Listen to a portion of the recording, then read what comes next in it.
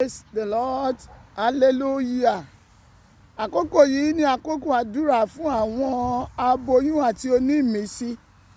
Ohun tí mo rí kà tó dá mi lójú nínú ọ̀rọ̀ Ọlọ́run ni wípé Bíbélì wípé nínú ilé mi kì yóò sí àgàn. Ìwọ tí ayé sọ wípé ò lè gbọ́mọjó yẹn, irọ́ ni wọ́n pa o. Tó o bá da ìgbàgbọ́ rẹ papọ̀ mọ́ ti èmi ní àṣálẹ́ yìí, inú rẹ yóò yẹ fún ọmọ. Mo wí lórúkọ Olúwa Ọlọ́run àwọn ọmọ ogun. Mo sì dúró nínú ọ̀rọ̀ Kristi tó wípé nínú ilé mi kì yóò sí àgàn. Mo lú àṣẹ yẹn mo fi sọ̀rọ̀. Ìwọ tó ń wojú Olúwa fún ọmọ, ọlẹ̀ ọmọ sọ nínú rẹ̀. Ìwọ tá a ti dá dúró lọ́jọ́ tó ti pẹ́, tí ìka ènìyàn ti sọ pé kò lè rọ́mọ gbẹjọ gbọ́ láti sísìnyí lọ. Ó fẹ̀yìn pọnmọ, ó finú ṣoyún. Bẹ́ẹ̀ ni o, ìwọ tí a sọ wípé ò lè dọ́lọ́mọ láti sìn lọ àṣẹ ni mo pa. Ọlẹ̀ ọmọ sọ nínú rẹ̀, ọmọ àrígbéjó, ọmọ àrígbépọn, ọmọ ìdùnnú, ọmọ tí kìí ṣe ìṣẹ́nú. Bàbá mi fi ṣìkẹ́ rẹ̀.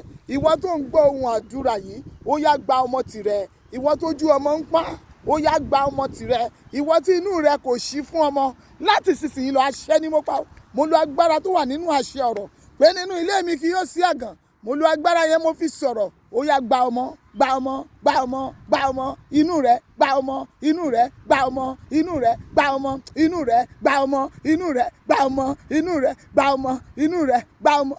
Bí bàbá mi bá lè dìde, ẹni tí kò ṣe nǹkan obìnrin rí, tí gbogbo dókítà ayé ti sọ pé kò lè rọ́mọ bí, tí kì yóò fa alágbára Jésù Kristi bá lè dìde, tó bá lè sọ di ìyá ọlọ́mọ bíi 4 lásìkò yìí, èmi wí ní orúkọ Olúwa, gbogbo ètò dókítà láyé rẹ pé ò lè rọ́mọ gbẹjọ, ó di òfo. Láti sísìnyí lọ, inú rẹ yẹ fún ọmọ. Ẹ̀yin tẹ́ ń wojú Olúwa fún ọmọ yẹn, ó yẹ gba ọmọ. Bàbá mi ní kí n pàṣẹ, mo ní kí n sọ fún ọ wípé má sọkún mọ́. Ọ̀rẹ́ mi o, ìbànújẹ́ ayé rẹ fún wọn ìgbà díẹ̀ ni. Ó tún ní sọ fún ọ wípé ìwọ wà nínú àwọn tí ó bá kọrin wípé ara ẹ bá mi dúpẹ́, Jésù sọ mí dọ́lọ́mọ o, mo kúrò lágàn, mo dìyà bíyè, mo kúrò lágàn, mo dìyà àjàyọ̀. Bẹ́ẹ̀ lolúwa wí o, ó kọrin titun. Ìwọ tá a ti pè ní àgàn, mo ló máa kọrin titun. Orin tuntun máa gbẹnu rẹ kan. Bí bàbá mi bá lè ṣílẹ̀kùn fún ọjọ́ láti yọ, tó mú kí òòrùn tàn, tó mú kí afẹ́fẹ́ fẹ́ bó ti yẹ kó fẹ́, èmi wí ní orúkọ Olúwa, ọlẹ̀ ọmọ ológo nínú rẹ yóò sọ.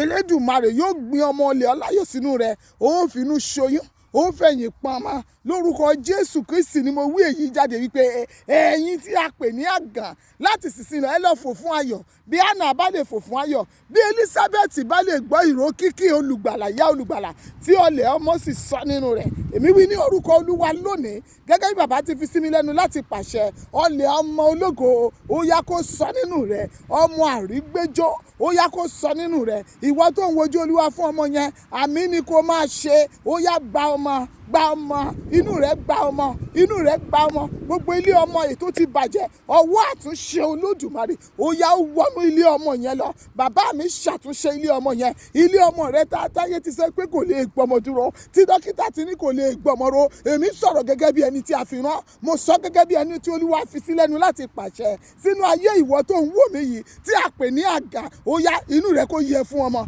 inú rẹ kó yẹ fún ọmọ, inú rẹ kó yẹ fún ọmọ, inú rẹ kó yẹ fún ọmọ, inú rẹ kó yẹ fún ọmọ, inú rẹ kó yẹ fún ọmọ. Ó yá gba olè ọmọ, gba ọmọ tuntun sínú rẹ. Bẹ́ẹ̀ lórí o. Gbogbo ẹ̀yin tí ẹ wá gbé ọmọ sínú, ẹ gbọ́, ẹ ó kọrin tuntun, ẹ ó bí láyọ̀.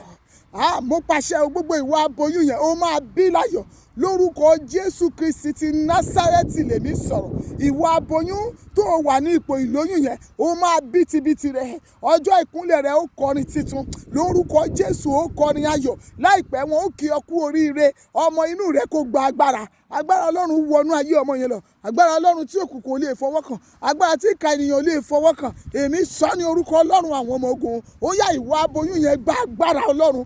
Ọwọ́ Olúwa kó darapọ̀ mọ́ ẹ. Nígbà tó bá bímọ, ó bí láyọ̀. Lórúkọ Jésù, a ó forúkọ ọmọ tuntun pè ọ́. Orin tuntun yóò jáde nínú ilé rẹ̀. Ẹ̀yin aboyún yẹn lọ bí wẹ́rẹ́. Ó ti rí bẹ́ẹ̀. Àṣẹ́gun kò yí padà. 'Padà' 'ní orúkọ Jésù Kristi Olúwa wa. Àmín, àmín, àmín. àmín ní orúkọ Jésù. Jẹ́ ká jọ kọrin yẹn kí n tó máa lọ. Wàá ní gbogbo aboyún ni o àti ẹ̀yin tẹ́ ń wojú Olúwa fún ọmọ àti aboyún yẹn, jẹ́ ká jọ kọrin yẹn. Wàá máa ní ayé ẹ bá mi dúpẹ́ o, Jésù sọ mí dọlọ́mọ o, mo kúrò lágàn, mo dìyà dayọ̀, mo kúrò lágàn, mo dìyà ṣẹ́gun. Ará bá mi dúpẹ́ o, Jésù sọ mí dọlọ́mọ o, mo kúrò lágàn, mo dìyà àbíyè, mo kúrò lágàn, mo dìyà ọlọ́mọ. Bẹ́ẹ̀ ló máa rí. Jésù Olúwa wa. Àmín.